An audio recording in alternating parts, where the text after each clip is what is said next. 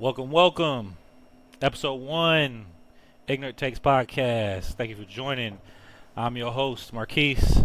This is my co-host, I guess it's co-host, Brian. Cuz, what's happening? Yeah, shit. What is happening with it, cuz? Shoot, I woke up today, so the world is screwed. You know how it go. Yeah, say that again. For sure. So, hopefully we have a good chunk of things to talk about. We have Super Bowl weekend upon us. Eagles, Chiefs. Next weekend we got the All-Star break, which they're changing the format, so that should be hopefully make for good TV because these last couple of years it hasn't been what it was as we grew up as youngsters. Diabolical work. Diabolical, you know what I'm saying? So, uh, trade deadline, a lot going on in the NBA. All the rumors, all the things gassing it up. Kind of funny hearing about Adam Silver made a call to get the ratings back up and all this nonsense, but you know what it is. So first and foremost, I guess if you want to, let's go ahead and kick it off with this Super Bowl weekend talk. Chiefs, Eagles playing in New Orleans. Yep. You know how you feel about it. What's your thoughts?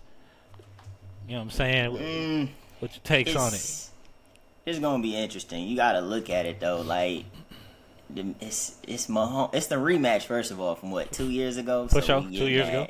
Yep. And I think we both on the same page. Jalen did outplay Mahomes in that Super Bowl. Mm-hmm. It's just you gave the man that ball back with time left, he probably is the most efficient person to actually do that when it's to win or tie the game. I think in his tenure, it's for sure not a probably because he is. When you look at it, 40% of the time, just throwing numbers out there. I got my brain right. 40% of the time, quarterbacks in crunch time need a score to win the game or tie the game.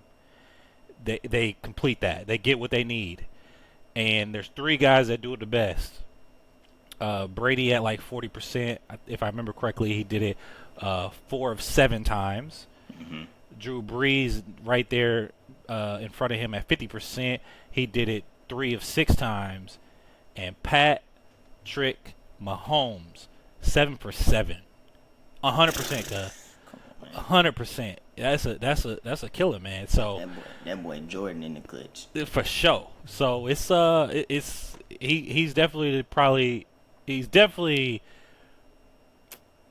maybe we get those kickers in there, but when it comes to quarterbacks, he's definitely the most clutch quarterback we've seen in the Super Bowl era.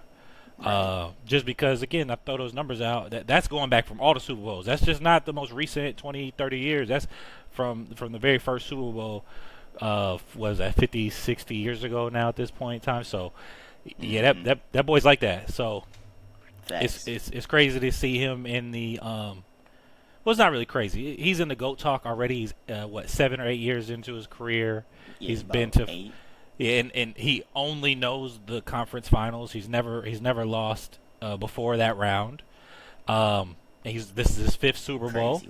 Crazy, man. So to be in the GOAT talk when the GOAT, in my opinion, and to a lot of people's opinion, the GOAT just retired in Tom Brady. Facts. I think it's evident. Yeah. unless you just really like Peyton Manning as just an overall like QB and how he played the game, and everybody knows that to this point, Brady's the GOAT. Yeah, for sure. So I mean, we kind of skipped over the Super Bowl a little bit. But I think it's gonna be a good game. I'm hoping it's a high scoring game. I'm not gonna bet against. I give Pat Mahomes the Brady treatment. I'm not betting against Pat Mahomes. I do feel that the Eagles are a better team, but historically, when you look at it, the better team doesn't really win. Like the Chiefs weren't the better team last year. They won. Yep. The Chiefs weren't the better team against the Eagles. They won. That's a fact. That was. You know what I'm saying? So the Chiefs were the better team against Tampa Bay. They lost. They was. So I mean, I could probably keep going back. I mean, even Tom Brady. Look at Tom Brady's teams. The games he lost. He got two to the Giants, and one of them was a 16-0 record. Yeah. And unfortunately, so and the Giants barely got in there, and he lost. And the Eagles probably weren't as good. I don't think the Eagles, the year that they lost to the Eagles, I'm talking Patriots and Eagles. The Eagles were probably the better team on paper. So the better team doesn't win. The best team wins that day, but the better team on paper doesn't win. I do want to see Saquon Barkley win. I am unfortunately probably going to cheer on the – well, not unfortunately because I'm a Chargers fan, so I don't really want to see the Chiefs win. It'll be nice to see history, see a three-peat that's never happened before. Pat Riley going to get his money because he got that trademark on the three-peat and all the things to deal with that.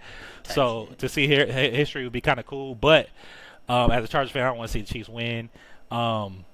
I do want to see Saquon Barkley just to rub it in the Giants' face because they should have paid that man. It don't make no sense. He's making $13 million, and he's been a premier running back every year he's healthy.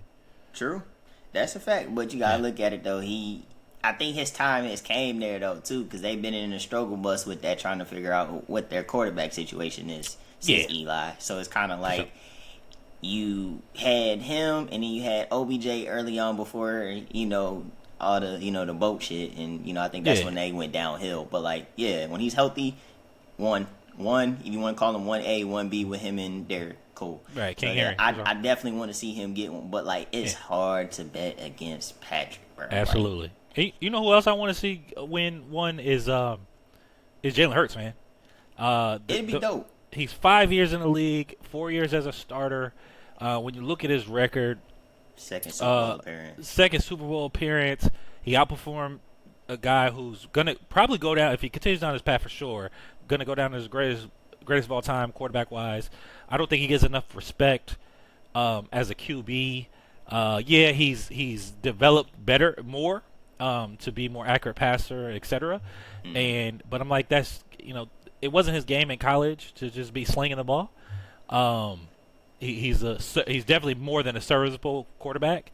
I think he deserves a little more respect than he's got, especially now that he doesn't have Jason Kelce running the protections for him, and he had to earn that. You can see the growing pains even this year, and I think he's finally got it, man. The great ones. The great ones do their own protections. They hear their calls and they make their adjustments. And we're quickly seeing that Jalen Hurts can be a great one, and I think he deserves more respect than he's gotten. Do I say he's a top 5 quarterback in the league? Absolutely not. Those 5, off the top of my head, very easy. Pat Mahomes, Lamar Jackson, Josh Allen, Burrow, and then 5. Ooh, man. So I got my 4 real quick. Who's my 5? Probably Goff, man. Goff is kind of cool. He's been. I won't disagree with that. Goff's been having a good couple years, man. Yeah. Goff is like that, man. And he's been to the Super Bowl himself. So. Yep. I'll probably give Goff the nod in that 5. Just, I'm willing to hear a debate about it if you don't have that there, but. Yeah. Only if you even just saying potentially, if you were going the last couple years and say quarterback wise, you really only if you Jalen has a play for it, to be in there, and you can make an argument for him numbers wise and just what he's doing. You can make an argument for him being 5. I don't see why people can't. I wouldn't blame anybody that do put him behind those 4. The other ones you probably could say is, if you want to say, Stafford. Yep. Stafford's been super dope, even being on a bad Lions team. Exactly. But you even just say last couple years, he has a Super Bowl ring. He's been putting up numbers even with his 2 best receivers getting injured randomly. Yep. In the last couple of years. So you could if you want to say 5, cool. I get it. So body of work in the last few years he's up there. But Jalen is Goff and Jalen I think you could say is interchangeable at 5. I don't think it's for sure. But go ahead. But talking on that, I'll say this. Eagles win if Saquon turns into Super Saquon, like everybody want to call him. Saquon has a regular game of 130 yards and a touchdown. I don't think that's going to do it unless Jalen ends up having probably 3 passing touchdowns. Well, not even 3. I'll say 2 passing touchdowns and over like 280. Then, okay, cool, you have that. But Saquon ends up 200, 2 TDs on the ground. Yeah, it's gonna be a long day. Oh, for sure. It's gonna be a lot because that man say I keep it close for TV ratings. That's a bad month. You know what I'm saying? When he talking about I keep it close for TV ratings. So he basically what he's telling us, and who I'm talking about is Pat Mahomes. Is I can run the score up if I wanted to, but I just like to keep it close just to keep my interest or something like that. Right, to keep everybody watching TV. But for sure, if it's watch the game once it's 21-0. Yeah, I mean, I agree. And maybe not a Superman game in that sense, but I think the Eagles got to keep the ball. And not only do they got to keep the ball a lot, keep the possessions, they have to come away with points. And 3 points consecutive 3 points is not going to do it against Pat Mahomes. So they're going to have to come down and score some touchdowns. If you can get big plays out of Saquon Barkley, like what he did in the conference finals, where he popped off a 60. I think he did a 40. He's just popping off big chunk touchdowns behind, in my opinion, the best offensive line in the league. So no questions. That offensive line the last 3 years has gotten running backs paid that are not his caliber. Absolutely. Oh yeah, so, for sure. Come on out. You got what was it? Miles Sanders got paid, and then DeAndre Swift got paid. Both of them are nowhere near the caliber of Saquon, and they went behind that O line and got paid. And then I think it was another like subpar running back behind with them that was decent, and then whatever. Shoot, yeah. But it can't be close. They got to blow them out. The Eagles, it's got to be a 2-score game. I'm not 1-score game. I'm putting money on. I'm putting money on the Chiefs. It can be close. It can be close. They ain't got to. If they blow out, will be more better for them. It can be close, but they can't give Pat the ball. No, it can't be close, and y'all give him the ball with any time because we done seen him score with less than 30, less than 20. He scored he scored in 13 seconds. We're having 18 seconds on the clock against Josh Allen's team, who just went down and scored. Like to take the lead. Like. Yeah, man. Anything under 6 minutes, if it's a 2-score game, and you can't keep the ball out of his hands after they get their possession, because they're going to get their possession in 6 minutes. Oh yeah. There's a chance that Pat is gonna win, unless you can prevent him to within that first possession. You could prevent a touchdown of some sort, but it has to be a two possession or 2-score game rather. Going into those crunch time minutes, for Pat Mahomes, crunch time is anything 6 minutes and under. For sure. So, who you got as your key? Who you got as your X factor?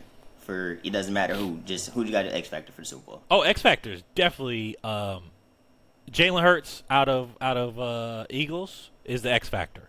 Because I think Saquon should still have a great game. Like I said, behind that offensive line, I think he's going to be he's definitely the primary focus for both the Eagles offense and the Chiefs defense.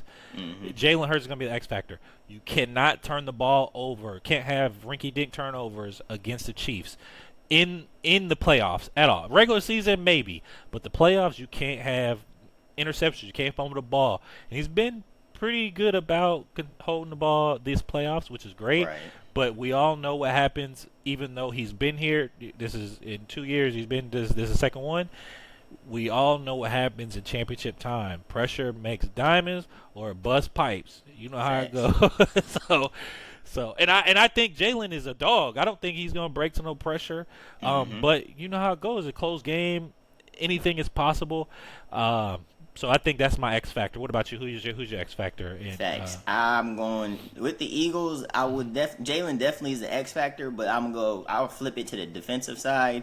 It's gonna be Gardner Johnson versus Travis. I feel like that's gonna be the matchup. Yeah. If he can contain them, then they got a good shot on that side because that's gonna be the key right there. Because I think outside, Slay's gonna follow probably Hollywood or Xavier. So then it leaves the two young boys, Dejon and Mitchell. So both of them will either match up, which they've been having good solid years for rookies. But I feel like that's the key right there. How is Gardner Johnson match up? If he can win a lot of his reps versus Travis, the outside then is gonna have to win it, which is trust. On the Chiefs side, I'm calling it now. Juju and D Hop make big plays. It ain't gonna be Hollywood. It's gonna be Juju and D Hop at some point in that game. Speaking of big plays, man, I might put something on D Hop anytime touchdown. I ain't gonna lie, red zone fade. For real. Man's wearing his daddy's mink. His dad passed away. He's holding it down for his pops. Big Red, I think, is going to call some plays to get him in the end zone to pay respects to his dad. 1-on-1. So I'm taking the anytime touchdown for him, and I think that's a solid X factor on the offensive side. Because I just feel like on the defensive side, Chris Johnson, man, it's going to be, is he going to be disruptive? And he can. He's one of the GOAT. He's one of the great defensive linemen in the league. He's been continuously disruptive every playoff. I think he's the Pat Mahomes on the defensive side, because when they need a play, like Aaron Donald, for instance, when they need a play, Chris Jones is gonna be the focus. But guess what? I'll top it. The main thing is gonna be Nick Bolton versus Saquon 1-on-1 in the hole. Oh yeah, and how that gonna turn out? You know what I'm saying? So. I hope it. Me personally, I just hope it's a high-scoring game, because I'm also gonna take the over on this game. Oh, anything over 50 points. Really, to be honest, I don't even know what the number is. I haven't looked at it. I know it started at 49. I was gonna say the last time they matched up, I think the over was over 50. So yeah, so I'm taking. I can see it happen. I'll take it up to 52.5. And take the over on that game. If it's still at 49, that's even better for me, because that means both sides are playing, or maybe the sharps haven't even put it in. You know how the public is. The public kind of pushes things.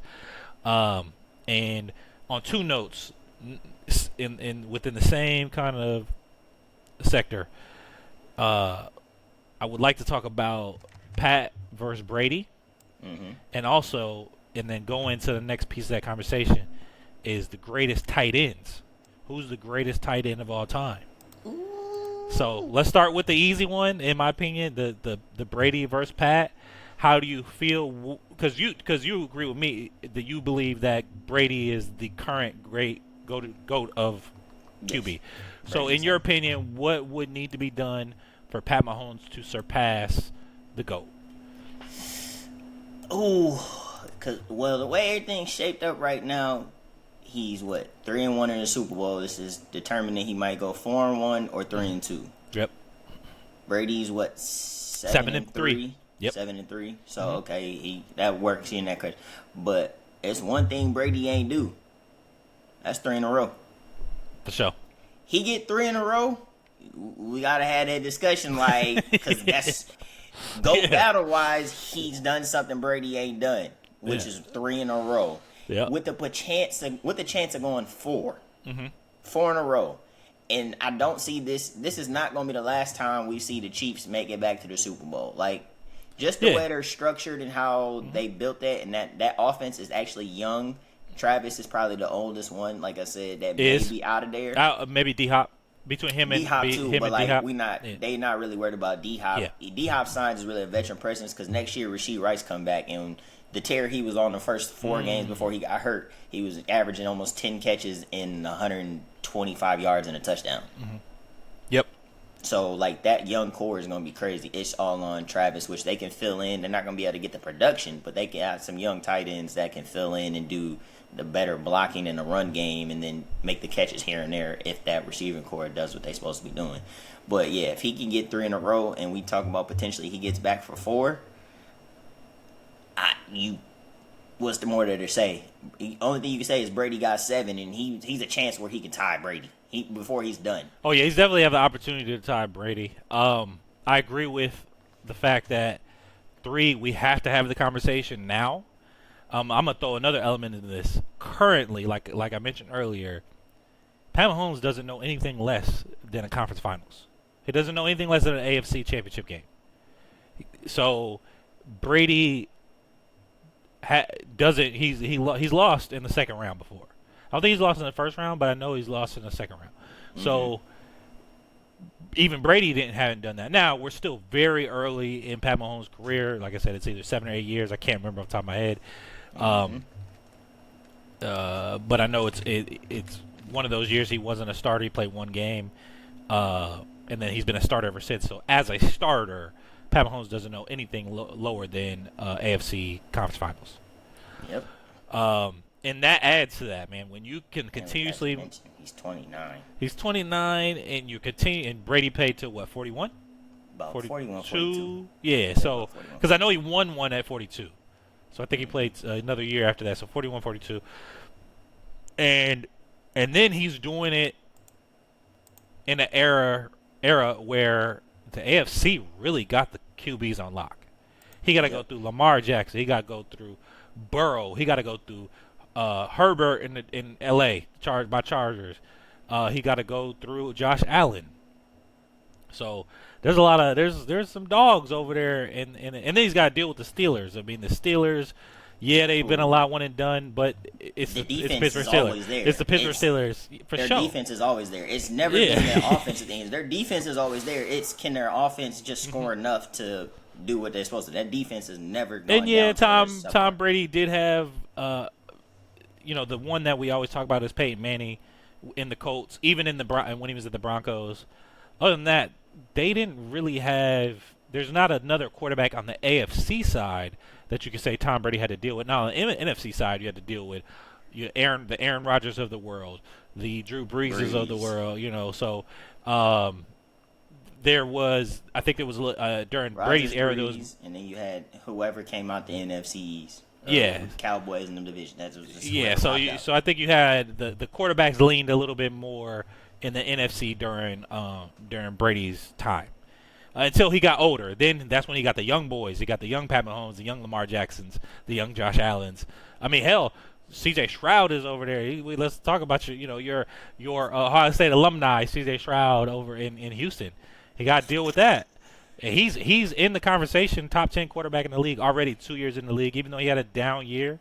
That's the difference. Is I think Pat Mahomes has a little bit more to deal with on the East. And not the East, the AFC, compared to what Brady had to deal with throughout his whole career. Facts. No, he definitely got something. It's going to be interesting. It's just they still got to keep up. It's going to be quarterback heavy, yes, in the AFC for sure. And they're growing, they're getting better. It's just all on. Everything goes through Kansas City, though. Everything still goes through Kansas City, and there's that other denominator, Big Red. Big Red, for sure.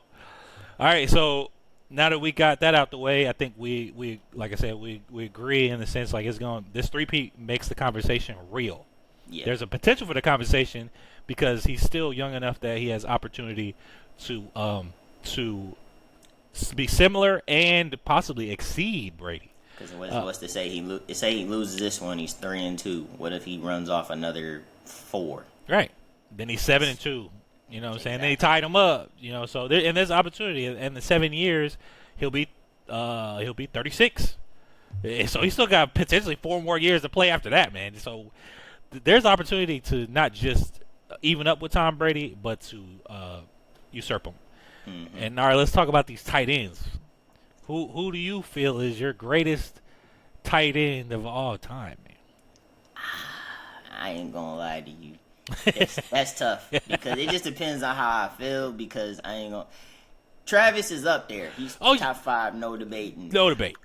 I just think all time. I don't know. That's tough because stat wise, Travis is up there. You can't knock Tony G. You can't knock Antonio. Like you can't. But there is a man next to Brady that was, I think, undeniably up there, and he's gonna complete package. He blocks, he can catch, he can do everything. He just was slow as shit, but somehow always got himself open and scored. And it's Gronk. I think Gronk is ahead of Travis. And for me, Gronk is probably the best tight end we've seen. Like complete overall. Oh yeah. He did everything. He blocks, he could catch, he get it just fully complete. I think skill set wise, he's probably one of the greatest. I think the thing that does it for me for Gronk, and I agree with the whole take of he could do everything, right? He could go long ball, short ball, middle field, go through the middle, take a hit, or blow somebody up because he's big as all hell. The thing that diminishes it for me for him is injury prone. He just wasn't. Yeah, Brady. But Kelsey had Pat Mahomes most good chunk of his career too.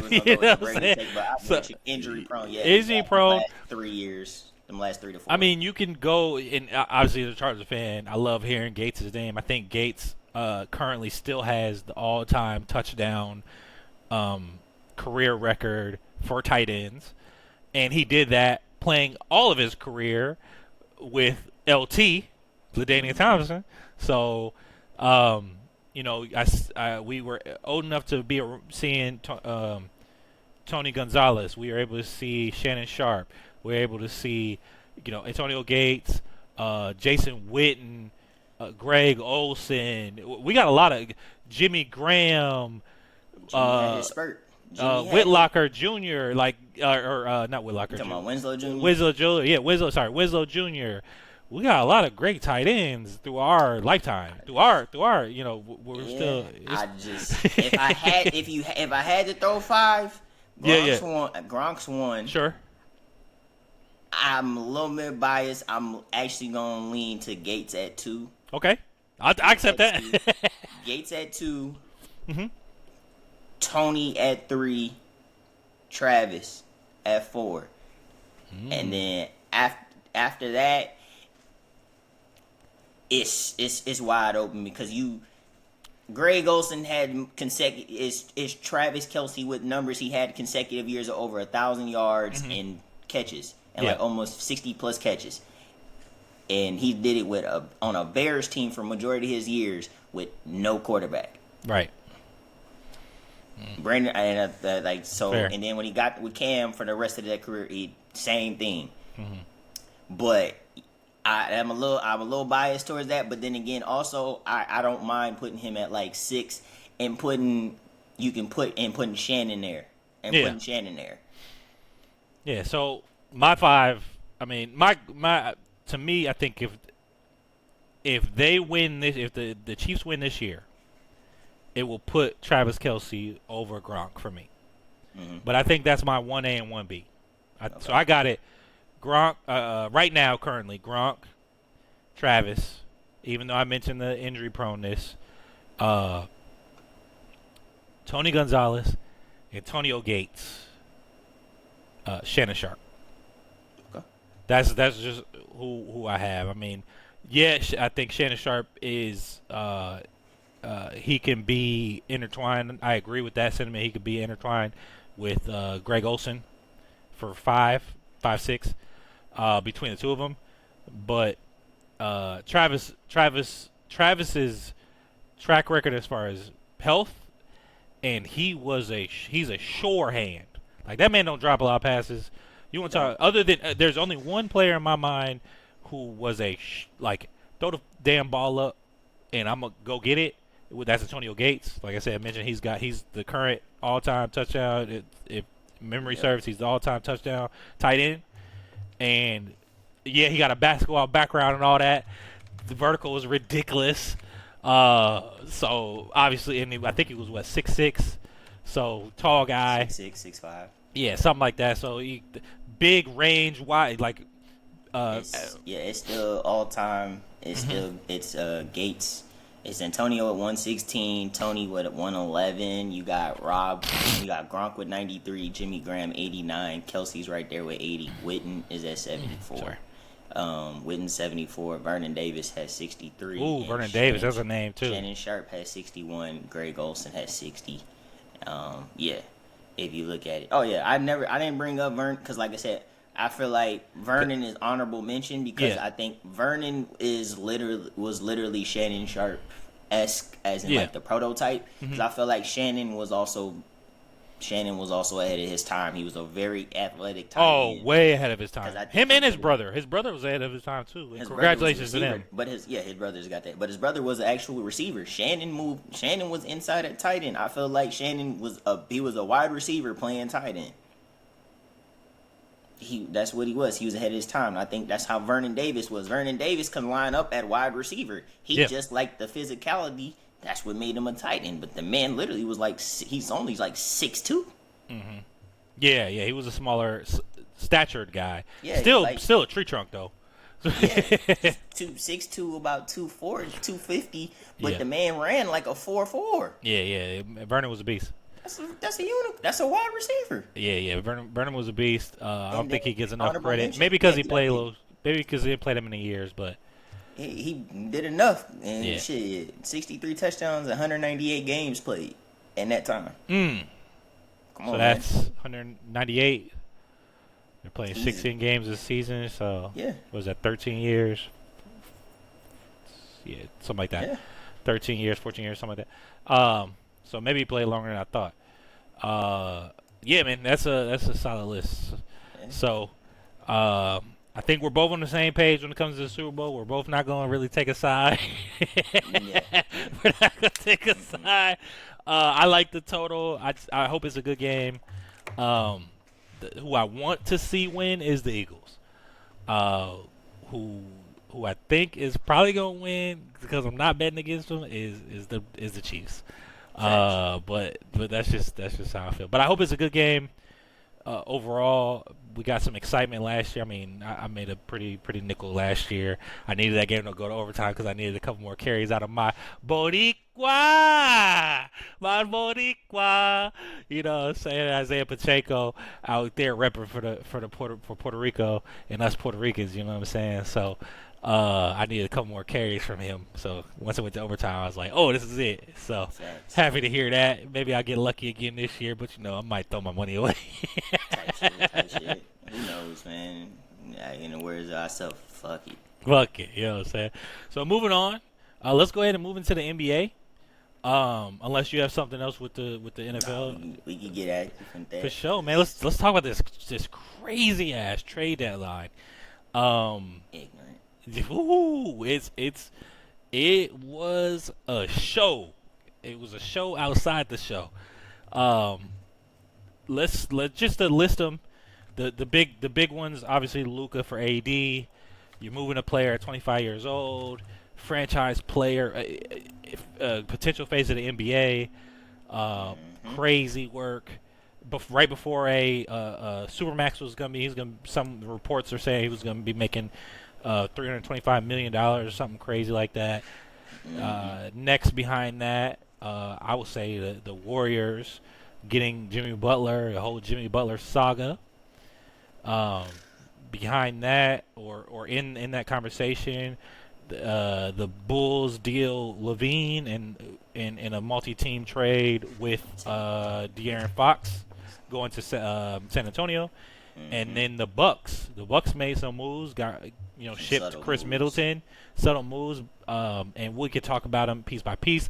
Do you want to start with the bottom rung with the Bucks, or do you want to? Let's go ahead and knock it. Let's go ahead and talk this AD and Luka, because this is some bullshit. Yeah. What you got? Let me hear it. Come on, bro. First of all, how in the hell Luka get traded and nobody know? In that organization besides the GM and the other GM. Right. Come on now, bro. Ain't no way all these dang storylines how get broken from the reporters on that stuff that Luka gets traded. Second, I really think there's a couple things. Because one, it's not the GM. It's not the GM's boy. So we all know that's Mark Cuban's boy. He was supposed to be the next Dirk. He was supposed to be a Maverick for life. Mark Cuban's not the owner no more, so that's another reason why. Not the majority owner. He still owns 25%, I think. Yeah, but he's not the majority no more. But that means he ain't really got no power say so no more like he used to. So that's another reason why they was like, yeah, we can move him if we need to. The other one is that contract. They didn't want to give him that super max because of the CBA agent, where now you use two super max players on a roster. And then what I was seeing is that actual luxury tax from that CBA from the first and second the second apron is what they calling it. The second apron is what the actual Mavs potentially was going to do and run into if they did keep Luka next year with Kyrie's contract as well. And they're talking about the apron is really, the salary cap is 136. The luxury tax is 165 million.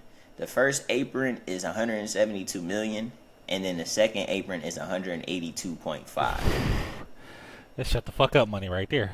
Yeah, and they said the penalties for hitting the second apron is literally, if you go over 182.5 million, is $5 million taxpayer mid-level exception. You don't get that. No access, so you can't go give somebody a mid-level. So that takes away you building your team. then you can't trade. There's a trade exception generated. You can't do that for multiple players and try to ship their salaries. You can't do that either. And they're talking about, and they said there is your first round pick 7 years out gets frozen, and you can't use that in a trade. Okay. So you know how we be seeing these future 2037 traded for this. Like, come on, bro. You can't do that no more. So I think that's possibly also what they was looking at, was like, hey, we can't hit that because what's the limit? What's the limit on that? Is it 5 only within the next 5 years picks? Or next 7. Next 7? Okay. Yep. And you know, a lot of teams don't really have picks in their last couple years. So up to 2032 is what they currently is what they could trade to, because that's the year that we're going into. And then there's some more stuff where I was saying, like, if you end up staying in it throughout the year over that luxury tax, they could do something else about like your picks and stuff. But either way, you're getting taxed crazy. So like, I will say blame on Warriors for that shit. Yeah, that's really the Warrior rule. But yeah, that's what it is. So you think it was 100% a money move situation? I think it's specifically majority of that was a money move situation, and the other part was that Mark Cuban not the full owner of it, so they didn't. They were like, yeah, we can trade and let them go. For sure. I mean, all the rumors we're hearing, that included is a valid piece, but to hear these billionaire owners being upset about there's rumors about they're upset that the Texas legislation is not letting them have a resort, which I know is still up for vote because it did pass. Both of us living in Texas, we were like, yeah, let's get a resort so we can get some sports gambling here, because we're both gamblers, and I personally, as a resident of Texas, now even though neither one of us is from here, as a resident of Texas, I'm like, I don't want to drive across state lines to go gamble nowhere. Say I'd much rather be able to gamble at the crib, or even if I'm driving to a resort in Texas, I'm still putting money into where I live. You know what I'm saying? Even whether I lose or win, money circulating where I live. You know what I'm saying? So, you hear that, and this was a move because they were upset and they're trying to. And again, all rumors, all speculation that they're upset with that, and so they're trying to diminish the Mavericks, which is Dallas is the 4th biggest media outlet in America. So that's L.A., New York, Chicago, and then Dallas at 4. So, which is going to be tough because Dallas is a big market, a big sports town. Yeah, I think Dallas as a whole, Texas as a whole is more football than basketball, but that's probably their second team. I mean, I think all their teams sell well. The Dallas Stars, and the Rangers are out in Arlington, which is a couple hours away from Dallas, but that's a Ranger town. Dallas is still the Texas Rangers. I think they sell the other 3 sell pretty well and do well at the box, but on paper, man, definitely the Lakers won that trade because of the potential of what Luka is.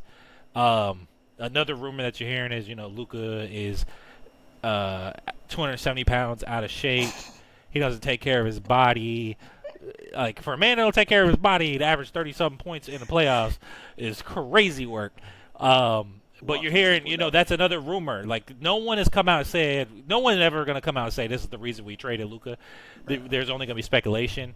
And to hear that's the reason, but let's say that's real.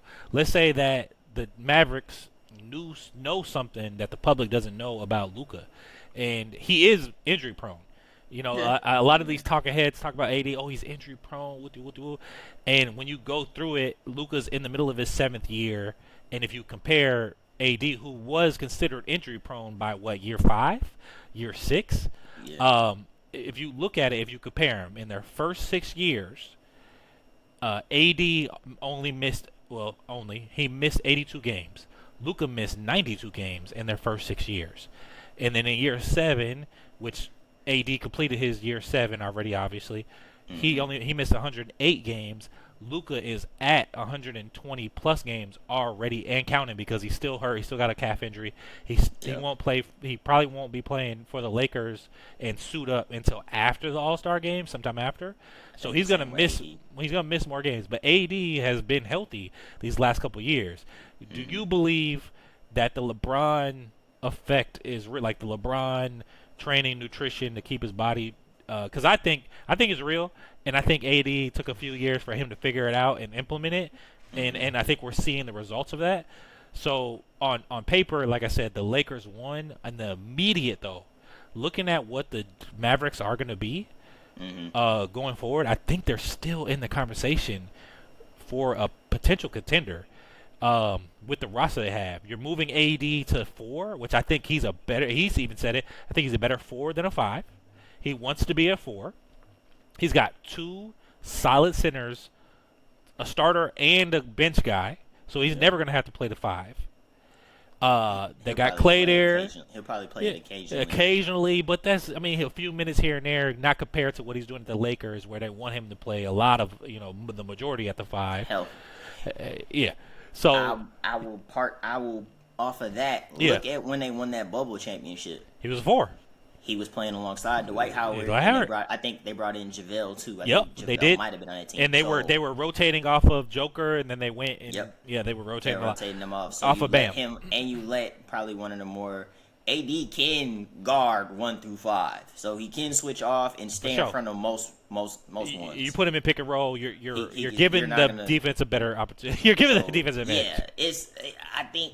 It's an even trade for the future for the Lakers. It's a great trade for the Mavs right now. I think it's a great trade because you move AD to the 4, which is where he wants to be. Because health wise, long term, I think it would help him out even better. Because now he's not having to. Yeah, I think he's 31. I'm checking right now. I think he's 31. Actually, AD might be 32. He might be there.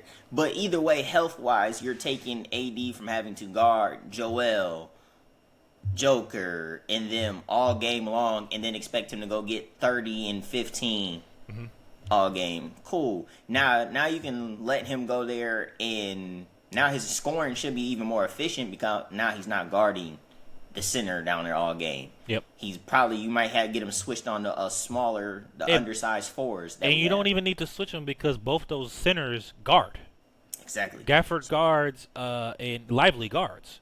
Exactly. They're good defensive guards. And he is 31. He turns 32 in March 11th. So he's coming up on his 32nd. Now he gets to free roam, which now you're asking an athletic guard, really, to free roam. Yeah. Come on, bro. If Kyrie keeps hooping how he is, and you get in the playoffs, if you can get Clay to be just consistently get you maybe 15 to 18 and knock down the shots you need him to knock down when you need him to, it'd be all right because I think Kyrie can go get you 50 at any point. And AD, if AD's been as healthy as he is, and he showed at the starting of his year off that he was an MVP candidate, plays like that, yeah, that's a hard out because you have to respect it. Gotta respect it. Yeah, I think they got a solid squad. I look forward to what they're going to be because everyone's just pooping on them. They think they got what's the word? They got shammed or whatever. And I'm like, look at it. Fair trade. I think it's a fair trade. I think it's very close. The only thing that teeters it in the Lakers' favor is if you get 10 years out of Luka, that's 35.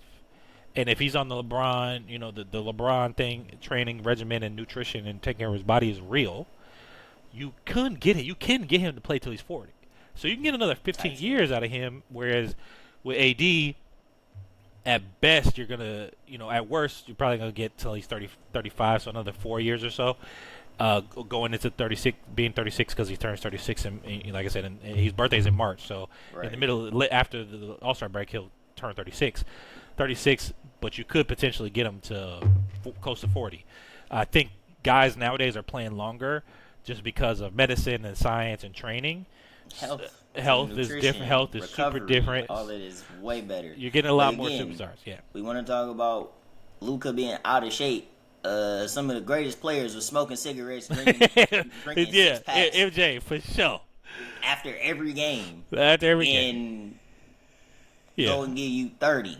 Larry Bird was out there busting down 6-packs consistently. Yeah, for sure. And then come back the next day and give you 30. MJ was smoking a stogie, you know what I'm saying, right after. Yeah. Come on, bro. Yeah. Like, different. Man, and he played 15 years, but he could have gave us 20 if he didn't retire twice.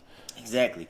And I get it. Yeah, Luka, when we did see him come back in shape that one year, and he was like, oh, shit, Luka done lost a little weight, and he moving a lot better. He looked like he in better shape. Yeah, if he could do that and stay consistently, yeah, it's going to help him longevity. But Luka being out of shape and, like, heavy-sided ain't a bad thing, bro, because Luka is not a fast guy. Luka plays at a slow pace like Paul Pierce. I'm going to get to my spot, use this body. It's nothing you can do about it. For sure. So, like, I agree. I understand that he probably needs to take care of his body a little bit more. But, like, come on, brother. To be out of shape and y'all want to consider him out of shape and he's still out there getting you 39, 7, potential triple-double every game.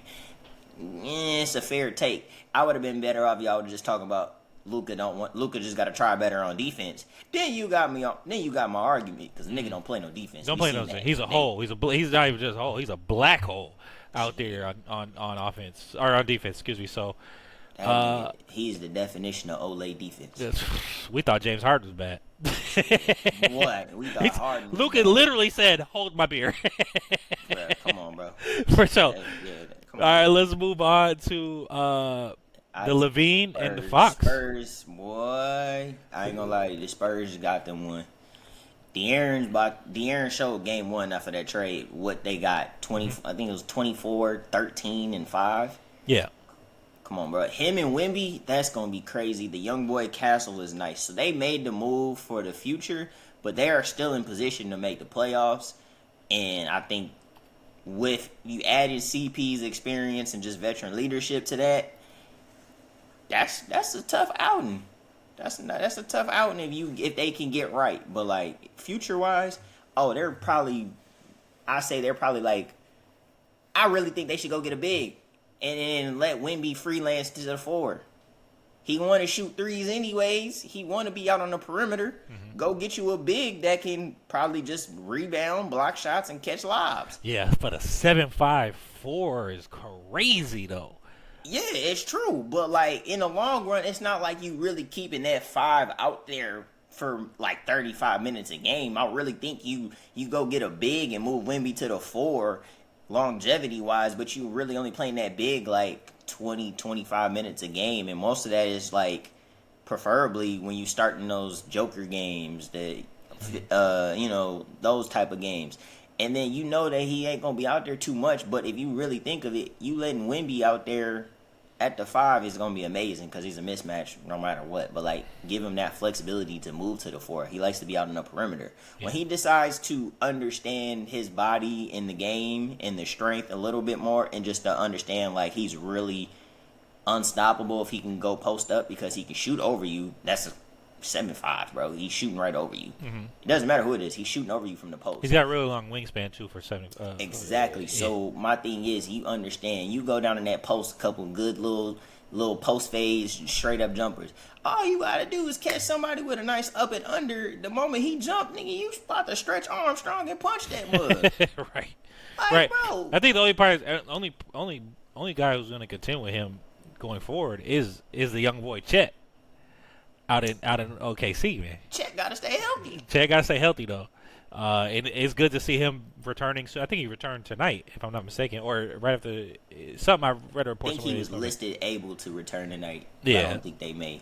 Young boy, so I ain't gonna ever bet against a Minnesota guy. So saying he putting down for the land. So, but yeah, I mean, so how do you feel about? So obviously you feel the San Antonio won that bet, won that trade. I feel San Antonio won that trade easily. The Kings, I think, they still made some moves to potentially like try to wiggle their way through the play, like for potential playoffs. Mm-hmm. But I think that because they got Valanciunas, in a different trade with Washington. Yeah. Actually, what's crazy is they traded two different trades with Washington involved.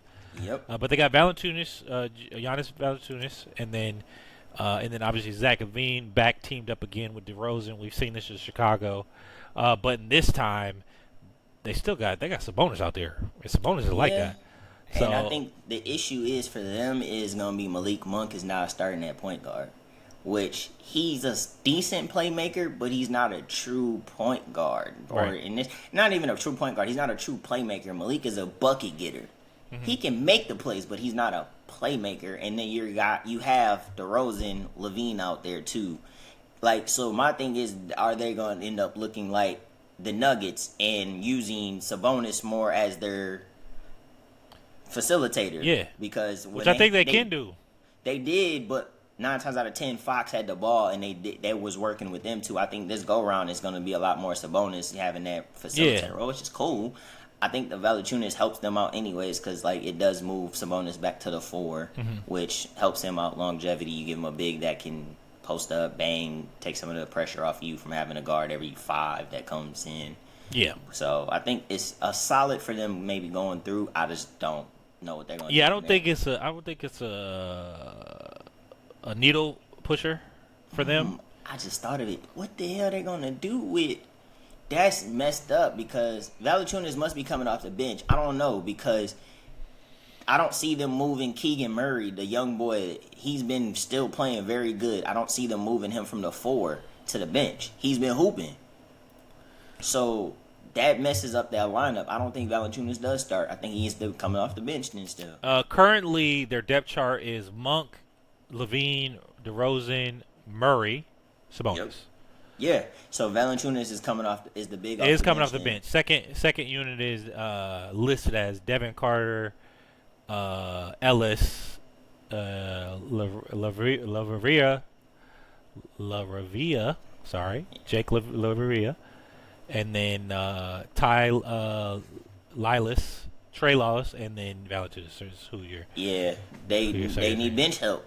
Because the only person, because they ain't really getting no scoring off that bench unless you're going to throw it in the post of Valanciunas, like a lot of times when you take the most of them out. But that's their second. That's what their listed second unit is. But you know how basketball is. It's like hockey. It's not, or it's everybody not. Ain't gonna play. It's gonna be spurts. It's going to be spurts and stuff. So I still feel like that it's not a needle pusher for me. I think the Spurs 100% got better. I think DeRozan won't be there next year. I don't think so either. I mean, there was rumors out there saying that he had went to the office and requested for a trade. But I don't know if anybody's gonna pick him up, man. But it wasn't confirmed. It was the same thing we were, hearing about Kyrie went after Luka got traded. He went and asked for a trade, but I didn't see Shams didn't come out and say that. It like notable people didn't come out in to my knowledge come out and say that. Such and such asked for a trade, but I think the Spurs definitely got better. I think the Kings are like they're the same, very similar to what they were before. There could be some changes as far as lineups go. I can see Keegan Murray coming off the bench just to be a more because he is a scorer to be like the number one option coming off the bench, and then you move Sabonis to the 4 like you said. Jonas Valanciunas coming to the 5, and then how they could work that. I think that would probably be better for them. But I'm not a coach in the NBA, so they ain't gonna listen to me. But I think that's what they should do. Bump that mug. We in the era of running gun. that man has a burner on him. For sure. Personally, he's a loaded clip. He's a loaded clip. That boy got that. He got that switch on him. Man averages 5 threes a game since he came in the league against my Warriors. That nigga has a burner. He got a burner. I don't care. But I think like I said, long term, overall, Kings they didn't win that trade. Like definitely not. Spurs definitely won that trade for the right now and long term. Yep. And speaking on, great segue, your Warriors. How do you feel about getting Jimmy buckets? And some of the moves because they also acquired Dennis Schroeder as well in their trades, getting rid of Andrew Wiggins, Kyle Anderson. We sent Schroeder to get big. Schroeder went to the Pistons. Oh yeah, that's after. Yep, my bad. You're right. They had Schroeder December, and then they moved to the Pistons. So you got Jimmy buckets, getting rid of Schroeder, getting rid of A. Wiggs, getting rid of Kyle Anderson. I think that's it for you. And got rid of the young boy, Waters. Lindsey Waters. Yeah. He's having a great year, so that's probably the only one technically out of that who we had to like physically trade. That I'm like, dang, I wish we actually could have kept him because he's a 3-and-D player and he's been playing good and he's been shooting like dang near close to almost a 40 clip from the 3-point line. So he's been there. Otherwise, I like the move. I knew it was a possibility it was gonna happen. I knew I'd probably say that it was officially gonna happen the moment I remembered Bradley Beal had a no trade clause. I was like, yeah, Jimmy's most likely gonna be us because there's no way Miami wasn't gonna keep him because if they kept him, he wasn't playing. He wasn't playing anyways. They spent the rest of the year, so you had to get rid of him, and so I think we had the more valuable pieces to try to do it, even though it took a couple more other teams. But like we had the better pieces, unless Bradley Beal said trade. Yeah, it depends on what Jimmy we get. If we get, I think in the pissed off locked in Jimmy. Yeah, if we get this pissed off locked in Jimmy, that's already pissed off because he's like, man, this is what I do. You're not really, you know what I'm saying? And then we already know he shows up in the playoffs. Yeah, for sure. Playoff Jimmy is real. It's very real. There's no such. I don't know if there's a playoff Paul, but there's definitely a playoff Jimmy. There's definitely a playoff Jimmy because he's done it with less, and for sure. I don't think you can. So now he's been to what, 2 finals? 2020 and then he's been to 2. He's been to 2. He's been to 3 Eastern Conference Finals, I believe, too. Like, and the teams he's had have not been nowhere close to having any high caliber. The best player he's had on those teams has been Bam. Yep. So I mean, my immediate take, like I was saying, I think in the immediate, this does push the needle for you guys. Does it make you a contender? No. I think the West is so loaded. The Timberwolves are not playing as good as they're playing better now. I think they've started to figure out the Timberwolves are not as good as they were last year at this point, but I think they have the potential to get back into that conversation. I already told you how I feel about Dallas. I think Dallas in the immediate is truly a contender, especially with AD playing the way he's playing. Let's be real, low key, he's kind of been carrying Bron these last couple of years. The Bron fans is not going to like it, but when you look at the statistics, AD has been carrying Bron. You can meet me at the Dome if you want to. I'll catch me outside. I take all fades. Old man has done old man moments. But for sure, there's not. But me saying that he's been carrying Bron is not taking away from Bron's greatness. Let me say that for real.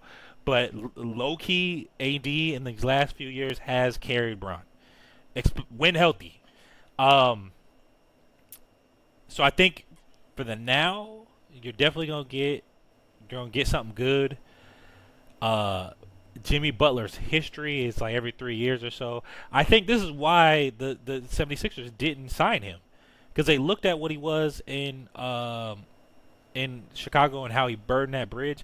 I honestly think this mentality. This is my take. I think the mentality is gonna hurt the future NBA.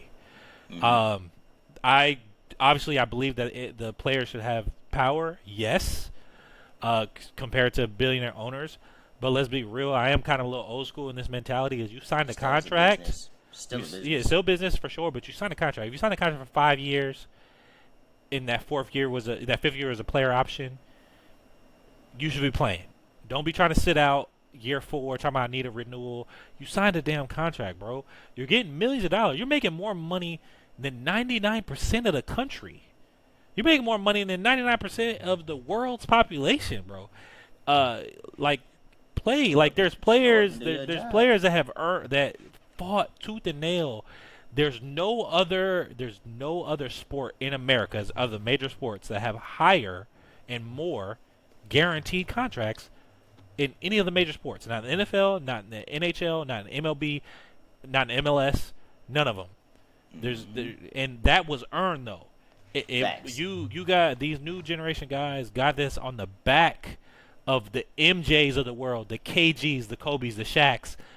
Those guys, the Chris Pauls, head of the CB and the MP, man. But guaranteed contracts didn't become a thing until the MJs, and then after MJ going into the Kobe years. So these guys fought tooth and nail. I mean, KG talked about it. He went through 5 or 6 lockouts through his career. Yep. How many lockouts have we had in the 2000s? Probably maybe one. maybe 2. Maybe 2, and it was a short one too. It was like a 20 game situation. So they started on Christmas that year. Yeah, so yes, like they earned it. You signed a contract, play through the contract. I understand. Get your money. Don't get me wrong. Like, get your money. I ain't knocking nobody hustle. I'm not knocking your hustle. But you still got that other side of that contract. Because what if you're in year 4 in a 5-year contract and the team is like, oh, we don't want to pay you? You got that player option.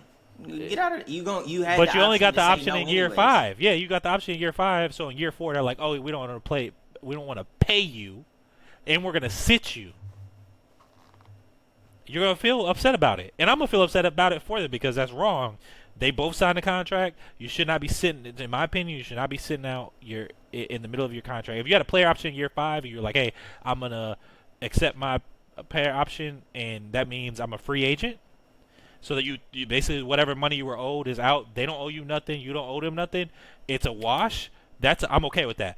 But if you're in the middle of your contract, year 4, year 3, and you're talking about, I need an extension, usually playing. I think what Jimmy's way of doing it is bad for the future of the NBA because the CBA is coming up. Mm-hmm. I like Jimmy Butler as a player. Get him on the court. I mean, that's a guy you want on your team. Because he's a dog. He's gonna carry you when he needs to carry you. That man is Batman. He's Superman. He's Robin. He can be Robin. And now he's gonna line up with Steph, and I think that's gonna make for good basketball. But again, you got a lot of young boys out there, the OKCs of the world, the Timberwolves, the West is stacked. It's gonna be rough. But what I'll say this: the move puts us in position to do something. The season started off well, and then we had a skid. We started off like 12-2, and then ever since then we're probably roughly like 10 and about 20 something, like roughly like 12 wins and about almost 20 something plus losses. Yeah, and a lot of them have been in some close tight games where it is, but it's gonna help. It's definitely gonna help. Oh yeah, it pushes the needle. It pushes the needle. What's gonna be is if they make a push going into it. It's a chance because how close the West is though. We can go from being in the 9th, they're in like the 9th spot, to almost the 5th to the 4th. Not necessarily 4th, but right to about the 5th, which is a guaranteed playoff spot. And you let us sneak in 5th and 6th with a guaranteed playoff spot, and you let the old crew in Steph, Draymond, even Jimmy himself get some rest. It's gonna be a problem. It's a dogfight in a playoff series then. Yeah, because the five right now currently, the Lakers are in the 5th seed. They're 10 games behind OKC, who's the 1 in the West. It's a 6-game difference between the 5 seed and the 6 seed because the 6 seed is the King at 16. They're 16 games behind. So yeah, every game in the West for sure. Every game counts. I mean, the West is back. I feel the West is back. A 6-game win streak. And 6-game win streak right after All-Star break. You put us right in the. And you guys are by I think. Because of tiebreaker, I think the Kings got you guys by a game or two as far as the tiebreaker goes. You guys have the same the Warriors have the same record as the Kings. So 6 game, literally, you win 6 games and any of those West teams lose, you basically up yourself into almost a 6th spot. So exactly, yeah, and that's why I said it's right there. Opportunity is there. A great run from All-Star break is. I'm telling you now. You don't want to see is don't let us make a playoff series. Don't let us get a bye. No. Don't let it. If we got to go in the play-in, cool. You might have a better chance of it. But don't let us get a 6 seed and be able to rest. Because that's going to be even worse. I don't think there's many teams that want to go see. I ain't gonna say we going to the conference finals. But like you give us a 6 seed, we can get it first. We can get that first series. Yeah. We can get a first round win. For sure. That ain't nothing. It's be that 2nd and 3rd where we're gonna have some issues. That'll give us that first. I think it's a long run. It's one of them teams you don't want to see. Year. I think next year though, this to start with Jimmy and say go get maybe a couple of the veterans that's maybe on some minimums that can still hoop, but they're just looking now to hey man, I want to try that chance to win. And then maybe occasional young guy here and there that had a couple years in but can't find a home to stay. I think it'll happen and we can do something. But like I like it for the rest of this second half and into next season. After that, shit. Yeah. I can see it. I mean, you got some dogs. I mean, Jimmy, like I said, Jimmy can carry a team. He could be the Batman, Superman, Robin, and now he's playing with the greatest, in my opinion, the greatest point guard of all time in Steph Curry. So we'll see. And then you got one of the best point forwards of all time in Draymond Green. So we'll see what it's going to be. I definitely think you'll get at least a good couple years out of Jimmy before he, goes scorched earth again. But by then, he'll probably be on his way out of the league. He'll be blacklisted. That's I give him 2. Yeah. That's what I said. I give him 2. The rest of this. And then next year, after that, it's kind of in. Yeah. But I say this. I think the other trades is very good ones. I just say, we can go right into, winners. Who you feel like won and lost at the trade deadline. And who you felt maybe should have made a move that maybe could have helped them, even though they probably didn't need to. For the media, I'm gonna go right into who I think should have made a move. I think the Timberwolves should have moved out of Julius Randle. I think they lost that trade at the beginning of the year, losing Cat for Julia. Like people said, it was even, but we saw what Cat was when he was. First off, when Cat is in his mental space of being a ball player and not being no idiot and I'm on fire, I'm gonna shoot this 3 for no get to the basket. You're 7 feet tall. Get to the effing basket. I think the Wolves got worse in that aspect, and DiVincenzo is finally being comfortable. That's where I felt the Wolves did win in that area, is getting DiVincenzo. Agreed. And so now that he's finally coming into his own as being comfortable in Minnesota, we're seeing it. They killing people now. Like I know they're on a 2-game win streak right now. They just beat Houston last night. Ant-Man is on his shit, taunting after the game. Basically taunting after the game, which I love to see, man. You gotta figure it out. You gotta figure it out. So I think they should have definitely made a move and tried to get somebody and get some pieces, even if they were moving Rudy too. If they were able to move Rudy and but that Randall, contract's so ridiculous to move. Gives them because Rudy's a liability on offense, and he's kind of out there on the perimeter. He's a liability on defense. I mean, Luka proves it all the time. But Luka is also one of the greatest players we've offensive players we've ever seen. So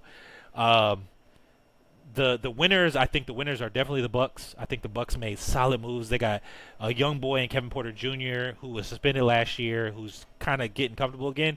And we both play ball. There's a difference between being in shape and being in basketball shape. And to miss a whole year and to try to come back into the NBA, it takes some time to get back into that. I think they got a solid guy in Kyle Kuzma. Both of them. Kevin Porter is not injury prone. Kyle Kuzma is not injury prone. They got out of a contract. They saved themselves almost $10 million just getting out of Chris Middleton alone. So he can't stay healthy to save his life. He can't stay healthy. He's a phenomenal two-way player, but I think getting Kevin Porter Jr. at the who can play the 2, that means you have 2 really big, you have tall guards because Dame is 6'4", so you have kind of taller guards. Dame like 6'3", 6'2", yeah. 6'3". Dame and Lillard. KP about 6'4". Yeah, so I think, but also both of them are killers on the offensive end. Bench scoring is what they needed at the guard spot. Yeah. So and they're not gonna. I don't think they're gonna start Kevin Porter Jr. Nah, he's coming out the bench. Yeah, sure. I agree. And then they got Kyle Kuzma, like I said, healthy offensive choice. He's gonna. I think he'll come off the bench as well. He could maybe even move to the 3. I think he starts at the 3, to be real with you. And that's what I was gonna say. And it gives them more space. If you really look at it, Giannis now has enough space to go post up because Brooke shoots. Yeah, Brooke shoots. You put Kyle out there. Kyle has a burner. He can shoot. Yep. And my next winner, and Dame's Dame. Dame is the arguably the second or third best shooter of in my opinion, just pure shooter. I mean, he's one of 2 guys that can shoot from 35 plus. It don't get talked about enough. And he's saying it. It don't get talked about enough. He's one of 2 guys who shoot at a high 40, almost 40%. I think they're at like 39% between him and Steph. So that's my winner A. My winner B is the Spurs. I think the Spurs definitely won. Chicago, in my opinion, lost a lot. I think between them and Sacramento, I think those are the biggest losers. Because I think the Luka trade, like I said, I think the Luka trade was very even.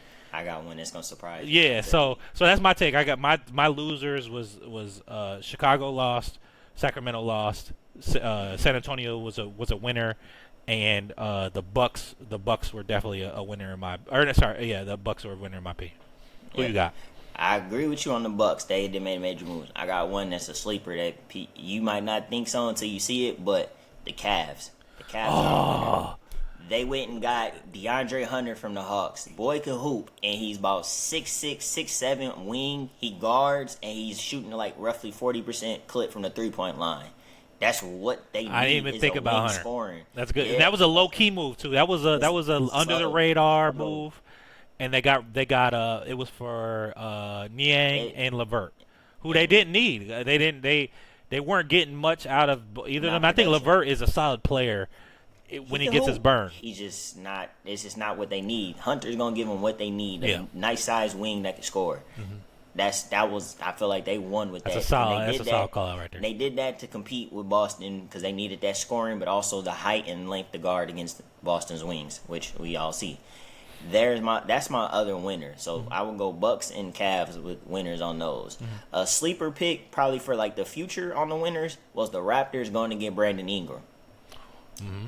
That was a good pickup for them to pair him with RJ, Scotty, Brandon Ingram. That actually three. If they get it together and go get some other little pieces around them, they'll be all right. That's a good move for the future. Losers, I feel like the Wolves definitely were a loser. They should have made a move. Mm-hmm. Another one, the Hawks. The Hawks got rid of a lot of. They're hurt, but they're not doing benefit for Trae Young. Mm-hmm. You just got rid of somebody that can hoop. Then they sent Bogdanovich to the Clippers. Yep. So that was their knockdown shooter. He's gone. Jalen Johnson's hurt for a year, so that was their other young scorer. He's gone. So now you got Trae and Capella out there. Like, free my man Trae. Free Ice Trae out there. He only can do so much, bro. Like, he ain't got enough, bro. And then I would say a sleeper would be a loser, the 76ers. Okay. 76ers. Y'all ain't done nothing. Y'all can't stay healthy. It's cool, but it's like Tyrese is playing out his mind. Joel, we know when Joel's healthy, he plays at an MVP type of move. We seen that last year. He got it. And then Paul George, when he's healthy, one of the top 5 two-way defenders out there, two-way players, period. Mm-hmm. When he's healthy and actually hooping. Otherwise, you counting on two people that stay hurt all the time. Yep. I mean, let's be real. Luka got moved before Jimmy Butler, before Zion Williams, and before Embiid. Come on, bro. There's also there's two people I thought was on the move, and I thought one of them was gone, but LaVine went with is the center Vucevic. I thought he was getting traded. I thought they was getting him out. He'd have been a great center for a lot of teams right now that needed a playoff run. Right. Him. I also thought Brooklyn would let Cam Thomas free him too. He need to get out of there and go to some other team that needs a scorer. He don't need to be in Brooklyn no more, bro. They need to let him go. I thought he would have got moved like on the low to some team that needed a scorer. Him, the last person I also thought was going to potentially get traded was I thought Clint Capella was going to get traded out of Atlanta too. Mm-hmm. I thought they was going to move him. But they need him because of all the injuries now, so that was it. But those are my losers. The only other person I would say, you would say lose is just the Bulls because they basically traded and got nothing back, and they're basically rebuilding. The other one I would say is Pelicans too. You traded away Ingram. Mm-hmm. If you was going, might as well trade it. You might as well have traded Zion too. Mm-hmm. For sure, you traded your two centerpieces, or you traded one of your two centerpieces from Ingram between Ingram and Zion, referring to the Pelicans, man. So yeah, this trade deadline was crazy. This is probably the craziest trade deadline I can remember. Maybe I just need to go back and look, but this is top tier, man. You can go back and look. This takes the cake. This takes the cake. We got 25-year-old superstar getting moved. No one knew about it. Moved in the dark. You know what I'm saying? The dark of the night. But man. Hey, so I think we're gonna end it there. Man, we had a lot to talk about. We probably missed some things, and we're hoping to see more of this. We're gonna continue get to episode 2. Record that next Friday. see how the Super Bowl goes, talk about the Super Bowl results, and then talk about what's going on with the All-Star game, man. So tune in, tap in with us. Yeah, tap in with us. So we're gonna have some time to talk about that and elaborate. I know I mentioned earlier that we may try to get to it, but we're gonna say that for next week, leading into the All-Star break. Talk about some of the events, talk about the format changing, etc. So this has been your host Marquise and Brian, and this is Ignorant Takes. Yeah, appreciate y'all. Salute. We out.